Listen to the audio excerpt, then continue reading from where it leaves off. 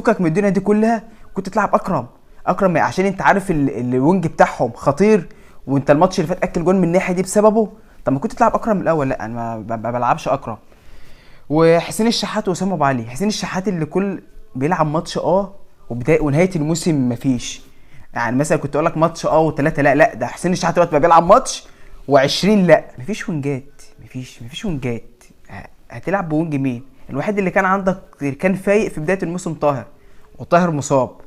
انت فين؟ انت مفيش، انت ما جاتش، انت ما بتجيبش صفقات، انت ما انتش اي حاجه. النقطة اللي احنا كنا عايزين نتكلم فيها تاني، التغييرات اللي في الدقيقة 97 منزل لي تاو. انت منزل تاو يصفر مع الحكم، منزل له يمسك له الصفارة ويصفر معاه. انت منزل تاو يعمل ايه في 97؟ انا عايز افهم. ما ده برضه من النقطة اللي كولر برضه بيبقى غلط فيها، التبديلات بتاعته.